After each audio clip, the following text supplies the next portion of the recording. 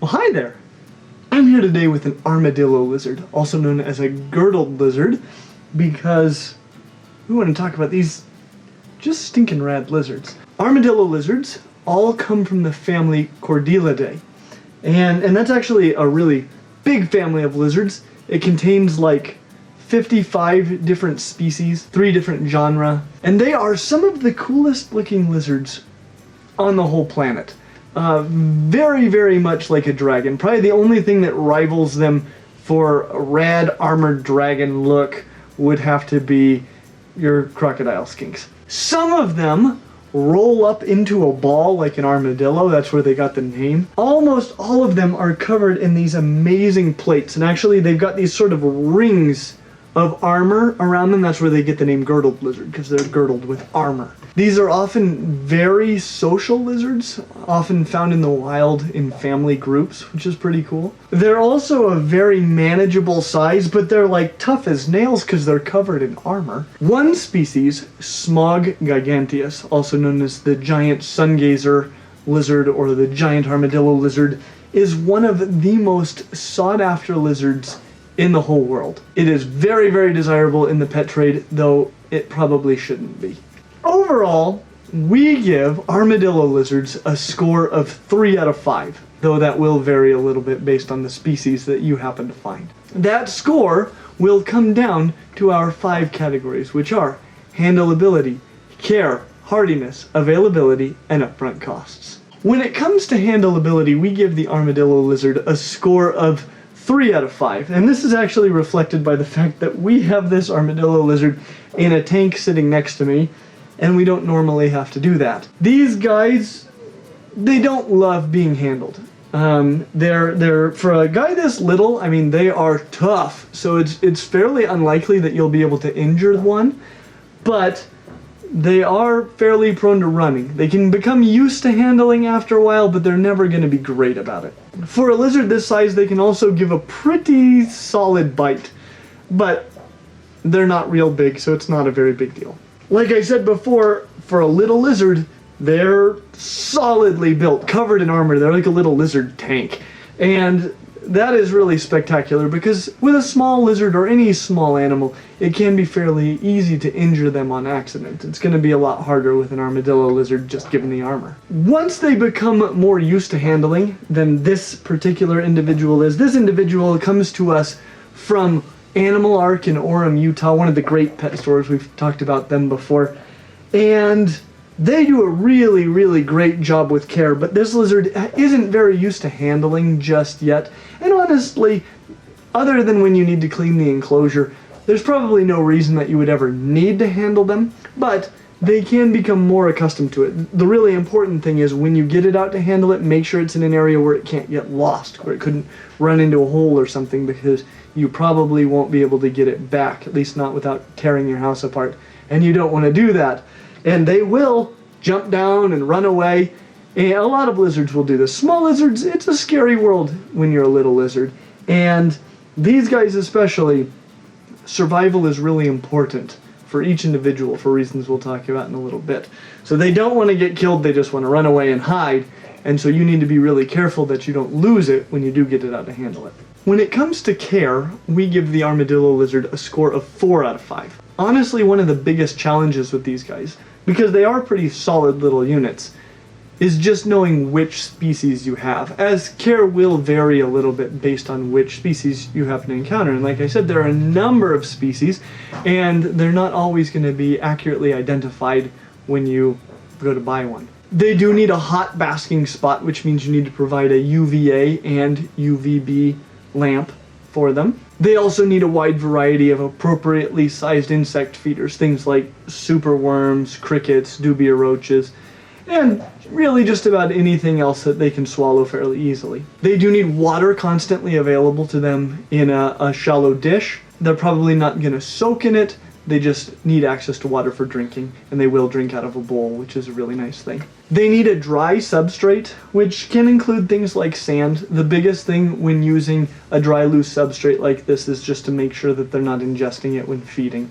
So you will want to be careful about that, possibly feeding them in a dish or something like that. And then they need places to hide or climb, things like Cork Bark can be really excellent because they can both hide under them and climb on them.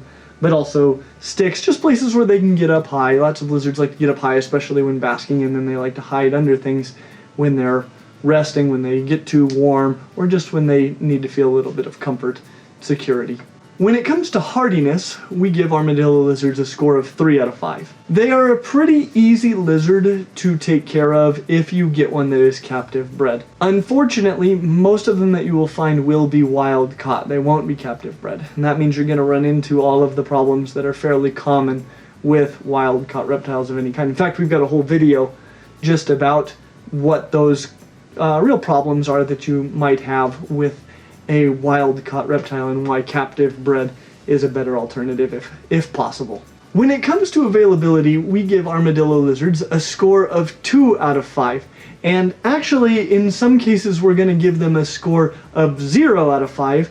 And the ones that I'm giving this score of 0 out of 5 are actually the ones that are generally the most desired. The sungazers, the giant, awesome, super armored armadillo lizards. They are so cool, but they are virtually unavailable.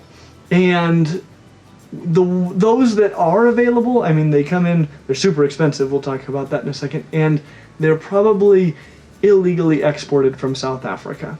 They are protected there, they're CITES 2, and that means that they're very, very, very regulated. And people do smuggle them out, and that is a big problem. So generally speaking, those are almost completely unavailable. However, there are a number of other almost equally cool species of armadillo lizards that are available. As I said before, most of them that you find will be wild caught, and the reason for this will explain itself very shortly. Sungazers and most of the armadillo lizards have a really low reproductive rate. Means they don't have very many offspring, sometimes like 1 per female per year. And that's if you're having success breeding them, which a lot of people don't have success. Just because you have a pair doesn't mean you're going to get babies every year, and even if you get babies, you're not going to get very many babies. Add that on top of the fact that not very many people keep or breed armadillo lizards, and there just aren't very many of them out there, at least that are available captive bred. And so most of them that you will find will be the species that aren't as protected as the sungazers. And so those are being captured out of the wild and imported. And so you're dealing with all those issues associated with wild-caught individuals. A man was recently given 13 years in prison and an $80,000 fine for smuggling 48 girdled armadillo lizards out of South Africa. So I am really grateful that they're making it a big deal, but it is a big deal. And that is why I'm saying that some armadillo lizards are just a 0, not available. When it comes to upfront costs, we give armadillo lizards a score of 3 out of 5. Though some of them we will give a score of 1 out of 5 because they're very, very uncommon. Like I said with the sungazers, they're virtually unavailable, but it is possible that a captive bred individual could pop up from time to time. But they're super desirable and almost non-existent in the hobby, so they sell for thousands and thousands of dollars. That is expensive. Generally speaking though, if you get a wild-caught import, they're inexpensive like wild-caught imports tend to be.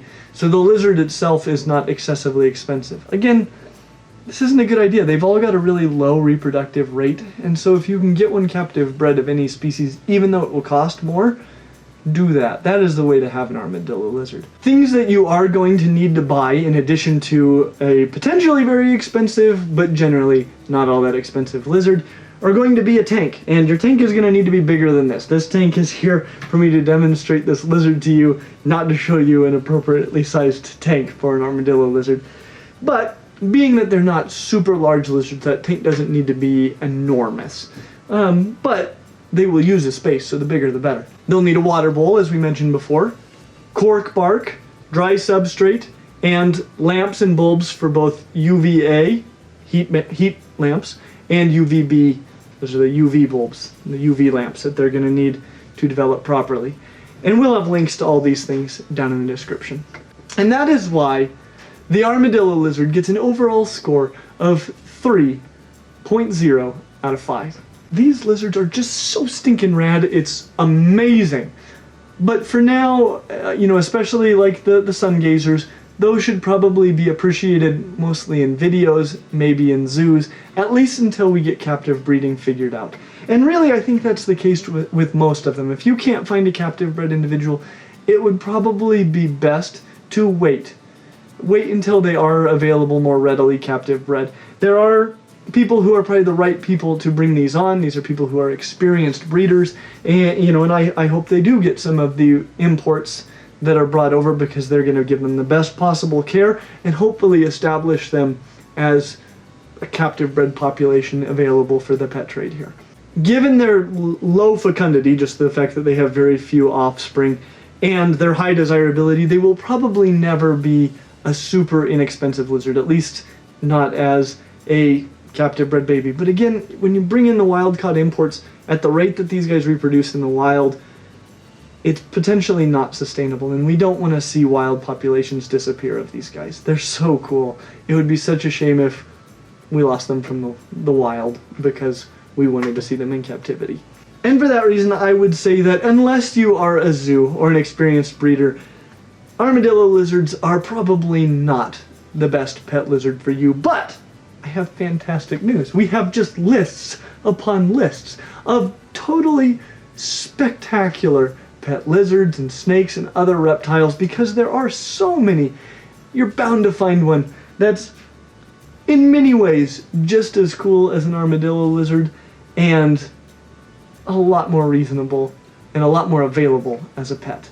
Be sure to check out our Patreon page. We've got a lot of really cool stuff on there and awesome features, because we just want to show you guys how much we appreciate your support, and we are so grateful for everything that you do. As always, like and subscribe, and we hope to see you real soon. Animal that with availability and upfront costs. Did you see that? Did you see that? We've been off for like, what, 2 months? Every single reptile species that I have, part 3, Sage Exotic says, OMG, I just realized what your primates are.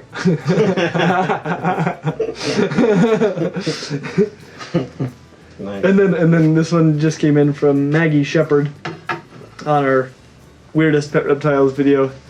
It doesn't look like a turtle. It looks like some sort of accident. You are so endearing. I've never seen this channel, but I'm glad I did. We're so glad you found us. And Jeffrey C.F. Peters spells WoW differently than I do. I didn't know it was spelled W-A-U-U-U-W. But that's how it's spelled. So wow.